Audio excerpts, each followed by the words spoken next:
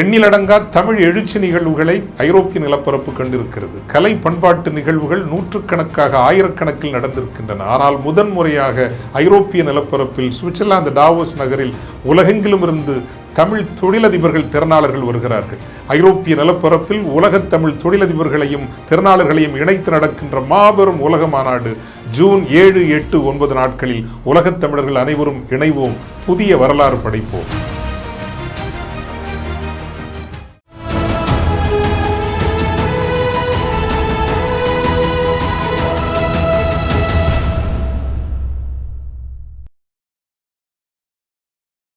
தமிழர் நேயர்களுக்கு அன்படக்கம். நம்மோடு திமுக தேர்தல் பணிக்குழு மாநில செயலாளர் திரு இளப்புகழையும் தெரிவித்திருக்கிறார். வாருங்களோடு பேசலாம். சார் வணக்கம். அனைவருக்கும் வணக்கம். சார், நிறைய கருத்து கணிப்புகள் வெளியாக இருக்கு. ஒரு கணிப்பு கூட உங்களுக்கு சாதகமா வரல. எல்லாம் பிஜேபி 350, 370, 380ன்றாங்க. மறுபடியும் ஆட்சிக்கு வந்துருவாங்க போலயா? அதாவது இந்த கருத்து கணிப்பை பற்றி நாம எப்படி சொல்லலாம்னா, தானே தனக்கு மாலையை போட்டுக்கிட்டு கை தட்டிக்கிறது போல, தனக்கு தானே பெருமைப்பட்டுக்கிட்டு தானே கைத்தட்டி மற்றவங்ககிட்ட இருந்து எனக்கு எனக்கு பாராட்டுக்கள் வருது, அது வருது, வாழ்த்து வருதுன்னு சொல்லி கனவுல மிதக்கிற மாதிரி. எதுக்காக இதை சொல்றோம்னா, இந்த கருத்து கணிப்புகள் நம்ம நிதியமைச்சர் இருக்காங்கல்ல, இந்த நிதியமைச்சருடைய கணவர் இருக்காருல்ல, பரகலத் பிரபாகரன் வந்து அழகா ஒரு இந்த கருத்து கணிப்பை பத்தியே சொல்லியிருக்காரு. அவரு எல்லா வகையிலுமே ஆய்வு செய்யக்கூடிய ஒரு பொருளாதார நிபுணர்.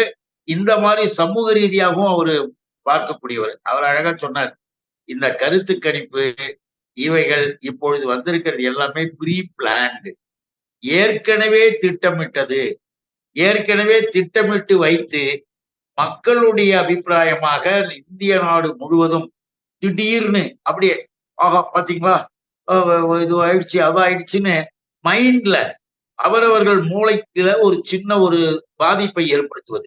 அது வந்து எதிர்கட்சியாக இருந்தாலும் சரி, ஆளுங்கட்சியாக இருந்தாலும், இப்ப நம்முடைய கூட்டணி இயக்கங்கள், நம்முடைய இந்திய கூட்டணியில் கூட பல்வேறு இடங்களில பாதிக்கப்பட்டிருக்கலாம். சில பேர் என்ன இப்படி வந்து போச்சேன்னு மனசு உள்ள ஒரு இது பண்ணக்கூடிய அளவுக்கு மூளைச்சலவை செய்யுது. இதெல்லாம் யாருடைய பாணி தெரியுமா? பரகலத் பிரபாகரன் வந்து அழகா கொடுத்திருக்கிறாரு. இது ஏற்கனவே பிளான் பண்ணி திட்டம் போட்டு செய்தானுங்க. இது செய்ததற்கு காரணம் இந்த மாதிரி மக்கள் மைண்ட் வந்து ஒரு மாதிரி இதாக்குறது. ஏன்னா அவர்கள் பல சதி திட்டங்களையும் வாக்கு எண்ணிக்கையிலே பல்வேறு விதமான கோளாறுகளை செய்வது, பித்தலாட்டங்களை செய்வது, அதன் மூலமாக ஏதேனும் மாற்றங்களை செய்யலாம்னு முடிவு பண்ணிட்டானுங்களாம். எங்க இப்ப அந்த கருத்து கணிப்பிலே நீங்க ஒண்ணு பார்க்கலாம். தமிழகத்தை பொறுத்தவரையில் திராவிட முன்னேற்ற கழக கூட்டணி இல்லையா, இந்திய கூட்டணி மாபெரும் வெற்றி பெறுகிறது. யாரு?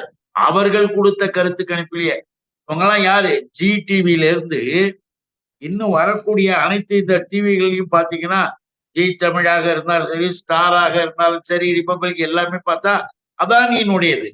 அதானியை எல்லாத்தையும் விலைக்கு வாங்கி வச்சுட்டு அதானி பின்னால இருந்து இப்படி சொல்லுங்கன்னா சொல்ல போறாங்க. அப்படி சொல்லும் பொழுது ஒண்ணு வைக்கிறானுங்க, எல்லாரும் நம்புற மாதிரி இருக்குன்னா தமிழ்நாட்டை பத்தி சொல்லும் போது தமிழ்நாட்டுல 37 வந்துரும், 38 வந்துரும் இந்திய கூட்டணி அப்படின்னு சொல்லி, மற்றது எல்லாம் பாத்தீங்கன்னா கம்ப்ளீட்டா காவிகளினுடைய பாசிச பாஜக தான் வருன்ற மாதிரி ஒரு கருத்தை இங்க வந்து விதைச்சிருக்கானுங்கன்னா, இதெல்லாம் யாருடைய பாணி தெரியுமா? நாம வந்து ஆதாரம் இல்லாம சொல்ல, ஜெர்மனியத்துல ஹிட்லரினுடைய பாசிச அமைப்புகளின் மூலமாக கோயபிள்ஸ் சொல்லி ஒரு மந்திரி இருந்தால, பின்னால கூட சுட்டு தள்ளினாங்க கோயபிள்ஸ. அந்த கோயபிள்ஸ் பொய்யிலே அவனை கூட உலகத்துல யாரும் இல்லைன்னு பேர் வாங்கினவன். அந்த கோயபிள்ஸ் தான் இப்படி போட்ட திட்டங்களை அவருடைய காலத்திலே செய்திருக்கிறாப்ல. அங்க ஹிட்லர் ஒண்ணு சொல்றதுக்கு முந்தி எல்லாம் நாம தான் அதை வருவோம், நாம தான் இதை போவோம், எங்களுக்கு முடிஞ்சு போச்சு, அப்படி இப்படின்னு செய்திகளை பரப்பிக்கிட்டே இருப்பான் எல்லா நாளும். அப்போ பப்ளிக்கினுடைய மைண்ட் எப்படின்னு பாத்தீங்கன்னா, அப்படியே ஒரு மாதிரி திசை திருப்பி வச்சுட்டு பண்ணியது ஹிட்லர் பாணி. அந்த ஹிட்லர் பாணி தான் இப்ப நரேந்திர மோடியினுடைய பாணி.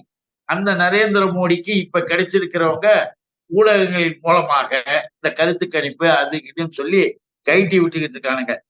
வேற ஒண்ணும் இல்லை. இதுல இன்னொன்னு என்னன்னு பாத்தீங்கன்னா, இந்த கருத்து கணிப்புலயே பாருங்க, சாணக்கியான்னு ஒண்ணு வச்சிருந்தான் தெரியுங்களா? இவங்க தான் சாணக்கியான்னு ஒரு மீடியா ஒண்ணு. அவன் ஒரு கருத்து கணிப்பு எல்லாம் தமிழ்நாட்டுல 17 இடங்களில் பிஜேபி ஜெயிக்கும்ட்டான். 17 இடங்களும் பிஜேபி ஜெயிக்கும்ட்டான். யாரும் கேட்கறவங்க வந்து பேசாம கேட்க முடியாது சிரிக்காம. எல்லாருக்கும் சிரிக்கதான் வேணும். ஏன்னு கேட்டீங்கன்னா, அவரவர்கள் விருப்பப்படி எழுதிக் கொள்வது என்பதை நாம சொல்றோம், பரகலத் பிரபாகரன் சொல்றாரு இல்ல. வெஸ்ட் பெங்காலினுடைய சீஃப் மினிஸ்டர் மம்தா அழகா சொல்லிட்டாங்க. 2.5 மாசத்துக்கு முந்தியே இதெல்லாம் வீட்டுல உட்கார்ந்து தயாரிச்சுட்டானுங்க இந்த பிளான்லாம். இவ்வளவு வரும், அவ்வளவு வரும்னு முதல்லயே 2.5 மாசத்துக்கு முந்தியே இவனுங்க எழுதி வச்சு தயாரிச்சு இந்த செய்திகளை கருத்து கணிப்பு வெளியிட்டிருக்காங்க. இவைகள் எதுவும் உண்மையும் கிடையாது. இதுக்கு எந்த விதமான ஆதாரங்களும் கிடையாது. நாங்க போனோம், இந்த இடத்துல 100 பேரை வச்சோம், அங்க பேரு விசாரிச்சா, இங்க இருந்து வாங்கிட்டு வந்தோம், எங்கேயாவது சொன்னானா? எதையாவது அந்த பத்திரிகைகள் சொன்னானா? ஆனால் உண்மை என்னன்னா, நரேந்திர மோடியிடம் வேலை செய்து பார்த்து கொண்டிருந்த IAS அதிகாரிகள்ல ரிட்டையர்ட் ஆன அதிகாரிகளை பல பேரை ஒரு கமிட்டி குழு மாதிரி போட்டு இந்தியா முழுவதும் முதல்ல அனுப்பி வச்சது மோடி. அந்த ரிப்போர்ட், அந்த IAS ரிட்டையர்ட் IAS அதிகாரிகள் கொடுத்த ரிப்போர்ட் என்ன தெரியுமா? யூபியிலும் குஜராத்திலும் கூட பிஜேபி கூட்டணிக்கு சரிவு இருக்கிறது. பிஜேபிக்கு முன்பு இருந்த அந்த ஆதரவு இல்ல. சுத்தமா மணிப்பூர் போன்ற இடங்கள் எல்லாம் பிஜேபி கிடையாது, சவுத்லயும் கிடையாதுன்னு ரிப்போர்ட் கொடுத்தாங்க. அந்த ரிப்போர்ட்டை வாங்கி வச்சுக்கிட்டு தான் நரேந்திர மோடி ஒரு நாளைக்கு ஒரு விதமாக வேஷம் போட ஆரம்பிச்சார். திடீர்னு அவன்தான் கடவுள்னாரு, நான் மனிதனே கிடையாதுன்னாரு. இப்படி அந்த ரிப்போர்ட் வந்த உடனே அவருடைய மனத்தையே மாற்றி உளர வச்சுது. இப்படிப்பட்ட நிலைகளில் நாம் இதை பார்க்கின்ற பொழுது மம்தா அவர்கள் சொன்னது மாதிரி இது ஏற்கனவே 2.5 மாசத்துக்கு முந்தைய தயாரிச்சது. பரகலத் பிரபாகர் அவர் சொல்ற மாதிரி இது இவங்களுடைய ப்ரீ பிளான்டு மைண்ட் செட் பண்ணி வைக்கிறானுங்களாம். நாளைக்கு எலெக்ஷன்ல தப்பு பண்ணி மோசடி பண்ணி இந்திய அரசியலமைப்பு சட்டத்தில் தனித்தன்மை உடையதாக இருக்கக்கூடிய தனித்துவ அதிகாரத்தை பெற்றதாக இருக்கக்கூடிய தேர்தல் ஆணையத்தையே தங்களுடைய விருப்பப்படி ஆட்டி வைக்கக்கூடிய நரேந்திர மோடி கூட்டம் இன்னைக்கு அந்த தேர்தல் ஆணையத்துல 116க்கு மேற்பட்ட கம்ப்ளைண்ட்ஸ் கொடுத்தா 10-17 கூட எடுக்கல. எடுத்தது கூட என்னன்னு கேட்டு விட்டாச்சு. தேர்தல் ஆணையம் மோசமாக இருக்கு. தேர்தல் ஆணையம் மோசமாக இருக்கிற நிலையில் நாம கவுண்டிங்ல எதையாவது பண்ணலாம் அப்படின்னு ஒரு பிளான பண்ணி இன்னைக்கு இந்த இதை வெளியிட்டு இருக்கானுங்க. ஆக மோசடி கும்பலின் திருட்டுத்தனம். என்னதான் இருந்தாலும் திமுகவுக்கும் அவங்க கொடுத்துருக்காங்க இல்லைங்களா சார்? பெரிய ஒரு கருத்து கணிப்பு ரிசல்ட்ஸ் கொடுத்துருக்காங்க. திமுகவுக்கு தான் பாசிபிலிட்டிஸ் இருக்குன்னு கொடுத்துருக்காங்க. அது இது சரியா இருக்கிற பொழுது இதில் தப்புன்னு சொல்லிட முடியுமா? உங்களை ஒண்ணு நம்ப வைக்கணும்னா ஒட்டு மொத்தமா எல்லாத்தையும் சொல்லாம இப்படி எல்லாருக்கும் தெரிந்த வகையில் இருக்கக்கூடிய ஒரு தகதை நாங்களும் ஏத்துக்கிறோங்க, இங்க திமுக தான், தமிழ்நாட்டுல திமுக தான் வரும் அப்படின்னு எங்க கருத்து கணிப்பு சொல்லிச்சுன்னு சொன்னாதான் தமிழ்நாட்டுல கரெக்டா தான் ஏன் சொன்னாங்க அப்படின்னு நாம சொல்லிக்கிட்டே அதை நம்புவோமா? அதை நம்ப வைக்கிறதுக்காக இந்த உண்மையை சேர்த்திருக்கான், வேற ஒண்ணும் கிடையாது. அவனுக்கு கேடினா சாதாரண கேடியில கிரிமினல்கள், அந்த கிரிமினல்கள்ல இப்படித்தான் இருப்பார்கள்.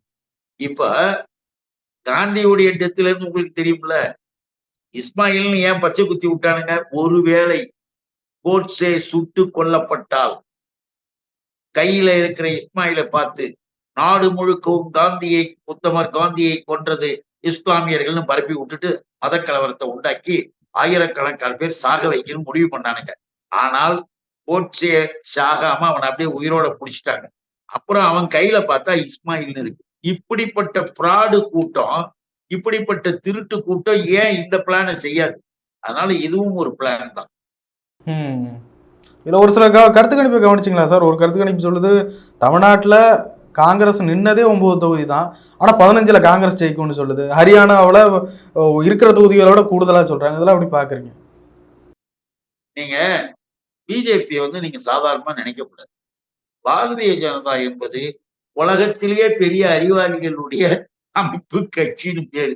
அந்த பேரு வச்சுக்கிட்டு பேசுவானுங்க, நாங்க யார் தெரியுமா, நாங்கெல்லாம் நேரடியா வந்தவனுங்க, நாங்கெல்லாம் பயாலஜிக்கலா இல்ல, மனித பிறவியே இல்ல, நாங்க கடவுளின் அவதாரங்கள்னு பேசக்கூடிய அந்த பிஜேபியில ஒண்ணு தெரிஞ்சுக்கணும். இதாவது பரவாயில்ல, 10 தொகுதி இருக்கிற இடத்துல 12 தொகுதி ஜெயிச்சதா போட்டான், 20 தொகுதி இருக்கிற இடத்துல 25 தொகுதி ஜெயிச்சதா போடுறத நம்ம பார்த்துட்டு என்னடா இவன் கருத்தாவது கணிப்பாவது எல்லாம் ஃப்ராடுன்னு அதுல புருவாயிடுச்சு நீங்க கேட்ட கேள்வியில. ஆனால் இன்னொன்னையும் நீங்க நினைக்கணும், குஜராத்ல ஒரு மாவட்டத்துல ஒரு பள்ளிக்கூடம், அரசு பள்ளிக்கூடத்துல நடைபெற்ற குவார்டர்லி எக்ஸாமினேஷன்ல என்ன தெரியுமா ரிசல்ட்? குஜராத்தி மொழியில 100க்கு 120 ஒரு பையன் எடுத்திருக்கான். இன்னொரு பையன் குஜராத்திலேயே அங்க இருக்கக்கூடிய இங்கிலீஷ் பாட புத்தகத்துல அங்கே 100க்கு 140 வாங்கியிருக்கான். இதையெல்லாம் வெளியில பத்திரிகைகள் வருது. டீச்சருக்கு என்ன ட்ரைனிங்கு, அந்த பசங்களுக்கு என்ன படிப்பு, என்ன அர்த்தம்? 100க்கு 112, 100க்கு 140 மார்க் வாங்கி வெளியில ரெக்கார்ட் பண்ணி கொடுக்குறான். அதுதான் பிஜேபி. அந்த பிஜேபி பாவிகளிடம் வேறு நீங்கள் எதை எதிர்பார்க்க முடியும்? இப்ப நீங்க கேட்ட மாதிரி தொகுதியில இது பண்றதை விட எதிர்கால மாணவர்களின் வாழ்க்கையவே கெடுக்கக்கூடிய அளவுக்கு ஸ்கூல்ல சர்டிபிகேட் கொடுக்குறான் சார் அவன். அதனாலதான் சொல்றோம், பிஜேபி செய்கிற எந்த வேலையிலும் நாம உன்னிப்பா கவனிச்சு பார்த்தா இப்படிப்பட்ட தவறுகள் ஏராளம் இருக்கும். தமிழ்நாட்டுல அதிமுகவை விட பாஜக 2-3 சீட்டு அதிகமா வாங்குன்றாங்க. அதை எப்படி பாக்குறீங்க? அது அவனுக்கு ஆசை.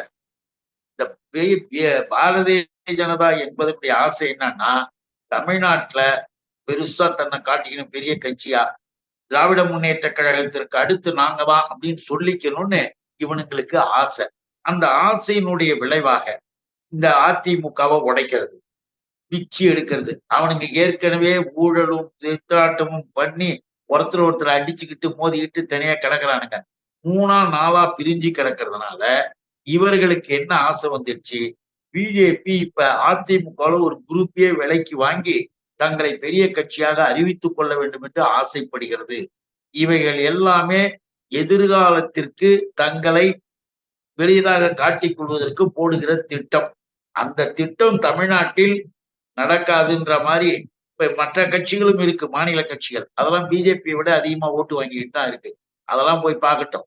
இவனுங்க அதுக்குள்ள இதை தாண்டிட்டோம் அதை தாண்டிட்டோம்னு சொல்லிட்டு இருக்கானுங்க. இவர்கள் எப்பொழுதுமே இங்கு டெபாசிட்டுக்கு கீழே தான் போவார்களே தவிர உயர்த்து வரவே முடியாது. இப்படியெல்லாம் நம்ப வச்சு ஏதாவது தேர்தலில் வாக்குப்பதிவின் போது முறைகேட்டில் ஈடுபட்டு ஜெயிக்க வச்சிடலாம் அப்படின்ற மாதிரி சொல்றாங்க. அப்படி ஒருவேளை நடந்தா என்ன பண்ணுவீங்க சார்? வாக்குப்பதிவுல பித்தலாட்டங்களை செய்து தாங்கள் ஜெயிக்க போறோம், நாங்கள் கொண்டு வர போறோம் அப்படின்னு அவங்களுடைய பிளான் பண்ணி இருக்கலாம். எதிர்கட்சியில் இருக்கிறவர்கள் யாரும் ஒண்ணுமே தெரியாதவர்கள், ஒண்ணுமே புரியாதவர்கள் அப்படின்றது கிடையாது. மக்களின் மகத்தான ஆதரவு பெற்று இருக்கிற இந்திய கூட்டணி என்பது எல்லா இடத்திலும் தலைவர்களுக்கு மக்கள் கொடுத்த வரவேற்பே தெரியுது. ஆனா இவனுங்களுக்கு எதுவுமே இல்லாம பணத்தை செலவு பண்ணி அதை இது பண்ணிக்கிட்டு தங்களை பெருசா காட்டிக்கிட்டு மோடி எனக்கோ தெரியுது. மோடி பல ஊர்களுக்கு போக முடியல, பஞ்சாப்லயும் உள்ள போக முடியல, அங்க ஓட்டு கூட கேட்க முடியல பிஜேபி கேண்டிடேட்ஸ். மணிப்பூர் பக்கமே இந்த ஆளுங்கெல்லாம் போகல. மலை மக்கள்கிட்டையும் நிறைய அடி. ஆனால் இவர்கள் சதி திட்டமும் பித்தலாட்டமும் ஒரு திருட்டுத்தனம் செய்துவிட்டு நான் திருடிட்டேன் அப்படின்னு சொல்லக்கூடிய அளவுக்கு ஒரு திருடர்களாக அவங்க இருக்காங்க. திருட்டை தடுக்க வேண்டியது நம்முடைய கடமை. திருடி விட்டு அதுல எடுத்துக்கிட்டு போனாலும் ஒரு நாள் பிடிச்சு உள்ள தூக்கி போட வேண்டியதும் சட்டப்பூர்வமான கடமைகள். இது இந்தியாவுல நடக்கும். என்னதான் வரும்னு எதிர்பார்க்கிறீங்க சார்? நாளைக்கு எப்படி இருக்கும்? நாளை என்ன வரும்னா, இந்திய கூட்டணி மாபெரும் வெற்றி பெறும். அதில் எந்த விதமான இது இல்ல. சரியாக முறையாக தேர்தல் முடிவுகள் அறிவிக்கப்படுகின்ற பொழுது இந்திய கூட்டணி மாபெரும் வெற்றி பெறும். எல்லா மாநிலங்களிலும் அந்த மாநில கட்சிகளாக இருக்கக்கூடியவர்கள் இந்திய கூட்டணியில இருக்கின்ற முற்போக்கு இயக்கங்கள் மிக தெளிவான பிரச்சாரம், அதற்கு ஏற்ற விடை பதில் கிடைக்கும். நம்ம பார்க்கலாம். நிச்சயமா சார், நிறைய விஷயங்களை பகிர்ந்து கொண்டீங்க. நன்றி சார். வணக்கம், நன்றி. எண்ணிலடங்கா தமிழ் எழுச்சி நிகழ்வுகளை ஐரோப்பிய நிலப்பரப்பு கண்டிருக்கிறது. கலை பண்பாட்டு நிகழ்வுகள் நூற்றுக்கணக்காக ஆயிரக்கணக்கில் நடந்திருக்கின்றன. ஆனால் முதன்முறையாக ஐரோப்பிய நிலப்பரப்பில் சுவிட்சர்லாந்து டாவோஸ் நகரில் உலகெங்கிலும் இருந்து தமிழ் தொழிலதிபர்கள் திறனாளர்கள் வருகிறார்கள். ஐரோப்பிய நிலப்பரப்பில் உலகத் தமிழ் தொழிலதிபர்களையும் திறனாளர்களையும் இணைத்து நடக்கின்ற மாபெரும் உலக மாநாடு ஜூன் 7, 8, 9 நாட்களில் உலகத் தமிழர்கள் அனைவரும் இணைவோம், புதிய வரலாறு படைப்போம்.